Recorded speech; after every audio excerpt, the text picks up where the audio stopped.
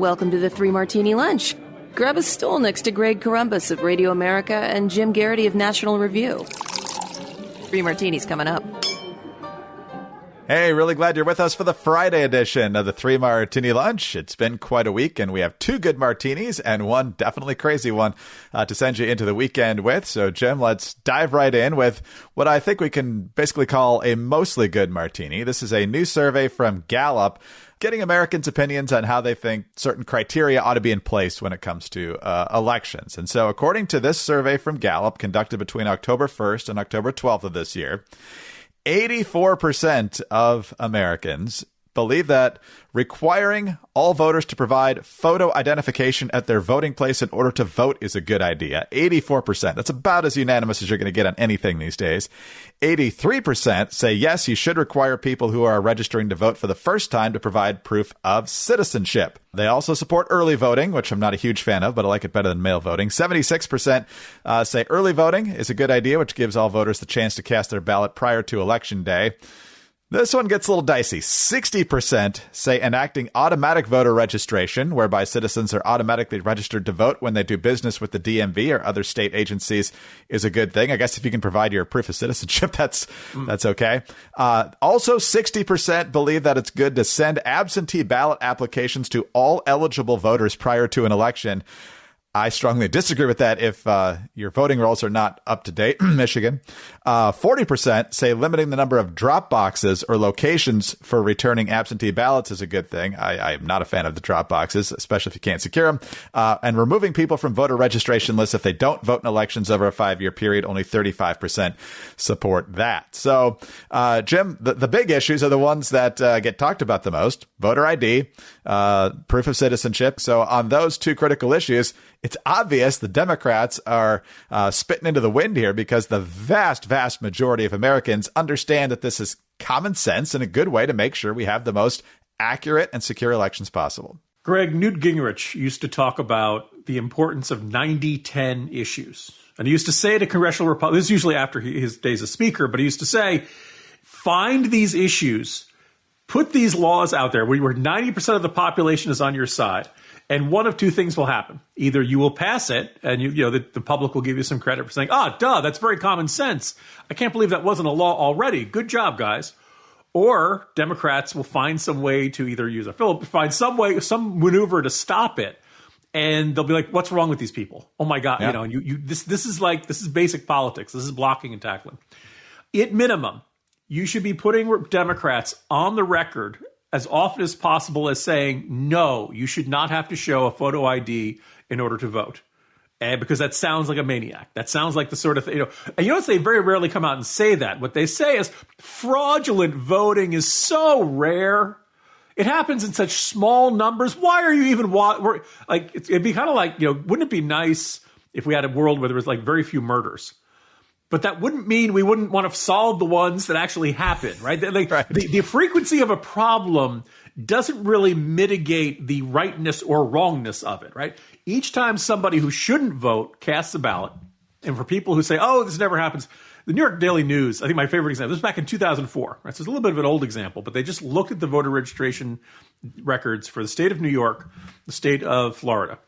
A lot of snowbirds go down there to spend They found something like 800 some people who were registered in both places and a significant number who voted in both places. And they called them up and said, hey, why'd you vote twice? And everybody else does it, so I should do it too. No, that is not the case. But somebody who's voting twice makes our votes, less valuable. That joking phrase, vote early, vote often. If somebody, we're all supposed to get one vote. And if somebody gets more than one, even if it doesn't make a huge difference, and by the way, you and I are old enough to remember when the election came down to 537 votes out of 6 million in Florida. Mm-hmm. It's rare, but it happens. That's why people get really worked up about this. And it's such common sense. And by the way, it should be very easy to get a government-issued photo ID. Let's say you are dirt poor and you have no money. If you can verify you are who you say you are, then the government should give you a photo ID and you should have no problem voting. By the way, as we talked about in this podcast lots of times, we're in Virginia. You go in, you show your photo ID. Also, they ask you for your address. Yep. And if for some reason you don't know your address, that's a concern. Either you're not who you say you are, or you've been hit on the head by a heavy object and you're suffering from amnesia, or you've had a concussion or something, and you probably have bigger concerns than voting that day. But in all this stuff, so all that stuff, I don't have a problem with early voting. I do think it should be in a reasonable, I think 2 weeks is plenty. I don't understand why certain states, including our home state of Virginia, started in late September. Some of them are in the 5 to 6 week window. The most notable argument for that is you find this and then the October surprise comes along and it turns out that your candidate does think that he's a space alien and you've already cast your ballot and you're like, there's no way to take that back. It should be easy to vote absentee, but I think the window should be limited. I think the idea of verifying if someone's actually going to be traveling on election day or something is probably too much of a Megillah for the government to work out. I also have this. What was the last one where they said that? Distributing out absentee. You really should have as few unsupervised ballots out there in the world as possible, right? You never know when somebody's going to take one or fill it out for somebody else. Oh, they wanted me to fill it out this way. Stuff like that. All of that is it just enhances the opportunities for fraud. I don't subscribe to this idea that we should only, I think it was Ramaswamy who was saying we should have one national holiday for voting. And I don't think that's, in most places, and by the way, one of the issues might be, do we have enough polling places? Do we have enough places where people can get and the lines are going to be reasonable? But you do it early in the day, you do it later in the day, it should be manageable. And you have many opportunities to vote early and absentee. Nobody's being disenfranchised here. Look at the record turnout in Georgia. Anyway, so it's reassuring to see this. But when you compare this to the Annenberg Center politics that show that only 2/3 of the American public know what the three branches of government are, maybe public opinion is look, the polls in which the public agrees with us, those are reliable. Also, there are polls that indicate nobody knows what the hell they're talking about. The Democratic argument on this is ridiculous. They call voter ID racist, that it's cost prohibitive for poor minorities to get their voter ID. And you see these man on the street interviews where they're offended at the idea that they don't know how to procure this or they can't afford it. And then a lot of the states have said, hey, if you can't afford it, well, you'll get it for free, but you need a state ID and that sort of thing. And you're certainly right about the 90-10 issues. I remember after Republicans got the House and the Senate after the 2014 midterms, they immediately jumped on the Keystone Pipeline issue, which Obama promptly vetoed. But it's a perfect example of that. And another thing they did after Trump got elected and for 2 years had the House and the Senate, they made the Senate vote a lot on whether or not it should be mandatory for care to be provided to babies who survive attempted abortions. And the Democrats routinely voted no on that, including Kamala Harris. I'm surprised that hasn't come up more in this campaign. But nonetheless, the 90-10 issue, the 80-20 issue, however you want to determine it, that's usually a pretty standard way to build up public support. If you can get the attention for your issue, it's a lot easier for the Democrats to get attention from the media on their issue than Republicans when they're in that situation. Just one other thing to throw in on here, Greg. A staple of Republican campaigns used to be John Kerry voted to raise taxes 894 times. And you'd be like, oh, my God. And what is it? They count every committee vote, every floor vote, every procedural vote. But nonetheless, they voted to raise taxes a whole bunch of times. After a while, I think one of the years where Democrats did well, I don't know if it was 2006 or 2018. After a while, all the Democrat good years start to blur together. But they kept running people who weren't state legislators. So they didn't have a record where Republicans could say. And they started finding people who either served in the executive branch or who hadn't been in politics at all. So they wouldn't have that argument. And you're right. Interestingly, it's surprising. You would have figured we would have had more voted to raise taxes X number of times against Kamala Harris this cycle. But anyway, these are just very basic things. Some years Republicans are very good at it. Other years, not so much. Exactly right. You got to get sharper on that, especially if you are in the majority. Put your party in a position to succeed and the opposition in a very awkward position. All right, let's talk about BetterHelp. Election day now, just about a week and a half away. And as you'll hear in the third martini, the mental health in Washington, D.C. as the election approaches, not its strongest. But this edition of the Three Martini Lunch is sponsored by BetterHelp. And look, October and just this coming Thursday is Halloween. October, often the season for wearing masks and costumes. But sometimes you might feel like you're wearing a mask or a costume all the time. Not literally, but figuratively when you're around family members where there's stress and awkward dynamics, or at work or somewhere else, and you just need help. Well, BetterHelp is here, and it's got therapists who are licensed, accredited professionals, BetterHelp allows you to connect with them in a safe and convenient online environment. It's affordable. You just pay a low flat fee for both live sessions as well as messaging with your therapist. And it's convenient. Do it at your own time and at your own pace. Communicate with your therapist as often as you want and whenever you feel that it is needed. Take the mask off with BetterHelp. Visit BetterHelp.com/3ML today to get 10% off your first month. That's BetterHelp, HELP.com/martini. All right, Jim, on to our second good martini. Always happy to have multiple good martinis. This one comes to us from News Nation, an interview, I guess kind of a town hall situation involving Chris Cuomo, yes, the ex of CNN, brother of Andrew Cuomo. He's at least on the surface trying to seem more down the middle on News Nation. I don't know if it's possible to make that hard turn immediately, but it's a different employer, and at least he's trying, it seems, most of the time. But anyway, JD Vance is here for this town hall. And the issue was about, the deep divide that's going on with politics in this country, has been for a long time now. And I think this is about as good of an answer as you're going to get in this political climate, especially less than 2 weeks from Election Day. Here's JD Vance talking about how this issue impacts his own life, his own family, and the right way to look at it. One of the things I've seen, especially from, some of my wife's friends and some of my friends, is if they disagree with us on politics sometimes, they'll get very personal about it. And if you're discarding a lifelong friendship because somebody votes for the other team, then you've made a terrible, terrible mistake and you should do something different. Like, don't cast aside. Like, most of my family obviously is going to vote for, Donald Trump and JD Vance. And if they're not, actually, I need to talk to them. But I've got friends who like me personally, acquaintances who aren't necessarily going to vote for me. That doesn't make them bad people.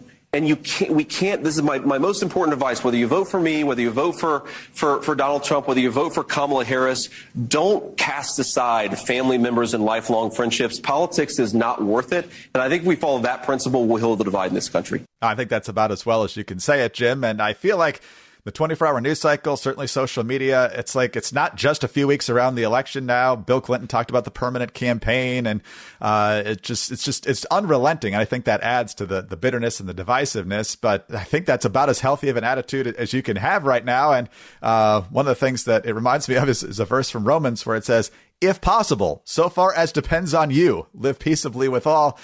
So it's not only your attitude, but your attitude goes a long way in helping this. It doesn't mean there aren't huge issues facing this country. It doesn't mean that this isn't a very consequential election, not just at the presidential level, but all the way down the ballot in many cases. These things really do matter a lot. That's why we talk about it every single day with a lot of passion. But it doesn't mean that you got to nuke every relationship that you've got, or even most of them, or any of them, hopefully. I was going to say your loved ones, your family, your friends, your neighbors, your community. That's what gets you through life. Well, if you don't have the right position on campaign finance reform, we can't be friends anymore. That's kind of an absurd sort of thing to say. And yet there are some people who really do have kind of grown that way. You and I have been doing this podcast for 14 years. I remember in 2004 at the Republican National Convention, which was in New York City that year, my very distinguished double colleague, Ramesh Ponnuru, saying, if Bush wins this, maybe the Democrats will just get the message. And you won't see Fahrenheit 451 at the multiplex, and you won't see this hyper-politicization of everything. Well, it didn't really shake out that way. I think Ramesh had the right sentiment, right desire, but it did not. And it really does feel like, and that's the great irony is when they say, did you know Trump is like Hitler? There are a lot of us who can remember Bush being Hitler, Chimpy McHaliburton, and that he was the idiot. He was the one who was going to take over. This whole, but can you believe Trump said the election was stolen? Yes, those of us who have memories of Diebold machines and selected, not like a lot of this stuff, to evoke Tevi Troy, this is unprecedented. Actually, there is some precedent for this, although I do feel like it's getting worse and more intensified with each passing election cycle. And the sheer number of people who seem absolutely convinced that 2024 will be the last presidential election ever. And I want to find these people, and I want to bet money. And I want to bet a lot of money, because I'm pretty darn sure there's going to be a presidential election in 2028. We may hate the candidates. You may not like the option, but there will be an election in 2020. There'll also be a midterm election in 2026. There will be gubernatorial elections in Virginia and New Jersey in the year 2025. Nobody's going to cancel the elections. I think the moment you do that, then you have some sort of major tipping point. And I just think the pushback would be unimaginable. But there is this need to stir such fear. But I can't help but suspect a lot of it is, okay, our nominee isn't that great, but remember, if the other guy wins, the earth will crash into the sun. Okay, I can't really defend the greatness of my side, but I need to scare the hell out of you about the opposition on the other side.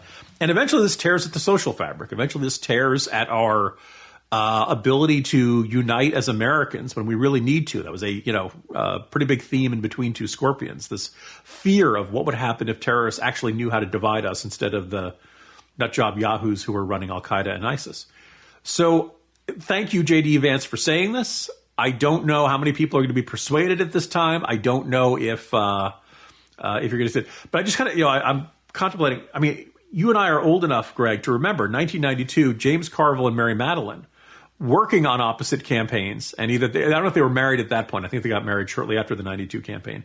But two people fell in love having diametrically opposed attitudes and political views. And it clearly inspired the mid-90s classic Speechless, which featured Gina Davis trying to choose between Michael Keaton and Christopher Reeve, or, the early version of Batman versus Superman. That's exactly right. And just sure, remember, where is Jim going with this? That's where he was going to please that. Just remember, you're hiring temps. You don't have to fall in love with everyone on the ballot and defend them to your last dying breath. If you want to defend the position, go for it. I mean, argue over the issues and so forth. Defend your candidate if you want to. But remember, you're hiring him for a 2 or a 4 or a 6-year term here, and then you'll hire another temp. So don't fall in love with these people. All right, let's talk about Z-Biotics, because if your candidate does lose on November 5th, it could be a rough night. So be prepared for that, since the polls are so tight. And if you're going to have adult beverages, take Z-Biotics first, because I promise you, when you wake up on November 6th, you might not still be all that happy, but at least you'll be feeling better than you would have otherwise. Z-Biotics pre-alcohol probiotic drink is the world's first genetically engineered probiotic. When you drink, alcohol gets converted into a toxic byproduct in your gut. And it's this byproduct, not dehydration, that's to blame for your rough next morning. Z-Biotics pre-alcohol produces an enzyme that breaks this byproduct down. So just remember to make Z-Biotics your first drink of the night. Drink responsibly, as I'm sure you always do. And you will feel your best the following morning. As I've said so many times, colleague at Radio America knew his limits well. Those limits held up. He felt great the next day most of the time. But as he got older, not so much. So he took Z-Biotics, and now he's right back where he was. Feels great the next day. Go to zbiotics.com/3ml to get 15% off your first order when you use 3ml at checkout.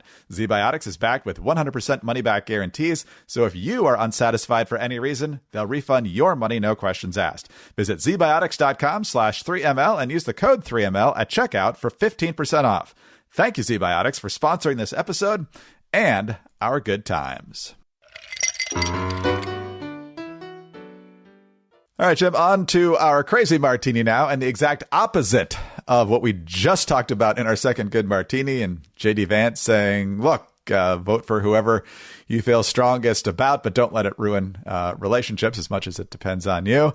But then we get the subject of the opening of your morning jolt today, and Politico specifically talking about how people who live in Washington, D.C. are specifically planning to be out of town on election night and probably for a few days after that in order to avoid any violence and unrest that may occur in the nation's capital, because as we've heard from a number of contentious states, might not be decided on election night if it's particularly close. And so you've got people going on cruises, going on vacations, some scheduling work trips, all to avoid what could be an awkward time in Washington, D.C.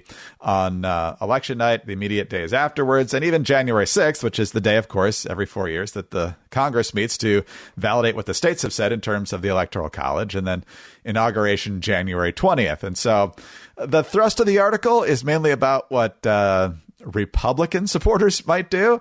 And obviously they look back at January 6th as evidence of that. But as you and I both know very well, Jim, the left is no stranger to spontaneous and big protests in the streets. I specifically remember, of course, the 2020 riots, obviously, but then also they boarded up windows in the nation's capital for election night 2020. And then as soon as Biden was declared the winner, the plywood came down. They were not immediately worried about the Republicans rampaging through the streets of Washington. And so you've looked at this, you've written about this, and obviously there's a lot of people in D.C. who aren't going to take JD Vance's advice, but it's more than a little disturbing that that many people expect something not good to be happening election night or shortly thereafter. Well, letting people know now, I leave Thursday for a long-planned anniversary trip. I am not one of the people who are fleeing. Authenticity Woods generally is a pretty nice place to live. I'm not worried about that. That's not me being the phenomenon I'm describing about. People should read the Politico article. I quoted it, a decent chunk in the newsletter. I salute doing the article because I think it's a real phenomenon. I do have a bone or two to pick in that it sounded like, well, the political violence could go either way. And look, we don't have a crystal ball. We did have January 6th occur, so it's conceivable that there could be right-wing political violence. Harris wins and MAGA and the Trump crowd think it's a fraudulent victory and they're doing stuff. It could happen. I do think, though, that it's pretty obvious that if there's violence on election night or immediately after the election, it would take a little while for those right-wing extremists to get into D.C. Washington, D.C., as I emphasize, really doesn't have Republicans. In the primary of this year, more D.C. residents voted for Marianne Williamson than voted in the Republican presidential primary, right? So the idea of, oh, my goodness, Harris has won, and the Republicans of Washington, D.C. have taken to the streets, and they're burning. No, there aren't. There are four of them. They hold their meetings in a phone booth. There just aren't enough of them to cause that much chaos. Now, you give them enough time, they can come out from further out of town, and they can get into there. But I think we all kind of know, if Trump wins, there are a bunch of Democrats, liberals, and probably really left-wing radicals who will just want to burn something, who will just want to tear something down, who will want to throw trash cans and heavy metal objects through store windows. And remember, whenever there's unrest like this, there is somebody who's convinced this is a good opportunity to get a flat screen TV. No matter how terrible the violence. During Hurricane Katrina, there were people who were walking around with flat screen TVs. Never mind the fact that you're not going to have power for weeks or months and there's nothing on. This is my opportunity. I got to grab it. Got to do what I can. Look, I hope there's nothing. I think there won't be anything, but I got to admit, on late morning January 6th, Trump had done his speech on the ellipse. A friend of mine had a sister who was working as a page up on Capitol Hill, and she was concerned because Trump had said, put out his tweet, be there, it's going to be big. And I'm like, well, it looks like the crowd's dispersing. It's probably not going to be that bad. And as we all know, January 6th was indeed that bad. So, yeah, we could have a rerun. It's, from that article, it sounds like D.C. authorities are taking all appropriate, precautions. I haven't been in downtown D.C. everywhere, but I haven't seen people boarding up windows, which is good. Although they said there are a lot of people who are like, well, we've got the plywood. We're ready to. We'll see how it goes. And yeah, I think the race being so close, nobody knows who's going to win. So the idea of, in 2016, Trump wins, and there was this, the violence on Inauguration Day, which, by the way, I wrote in today's Morning Jolt, somebody in the comments section is going to say, how can you dare mention the violence on Inauguration Day 2017? It doesn't even belong in this. It wasn't nearly as bad as January 6th, as if that makes it okay. As if it's all right to burn, throw stuff through store windows, throw bricks at cops, burn a limo, all that kind of, as if that was, it didn't reach the January 6th level, so therefore it's not that bad. No, all political violence is bad. You shouldn't be doing that stuff. Yeah, I said somebody in the comments section is going to make that objection. Greg, guess what's in the comments section right now? That objection. That exact objection. How could you possibly even mention January? The violence on January 20th, 2017 got erased for two major reasons. One is they dropped all the charges. I don't remember federal prosecutors saying to January 6th, we're going to let it pass. Everybody makes a slip up.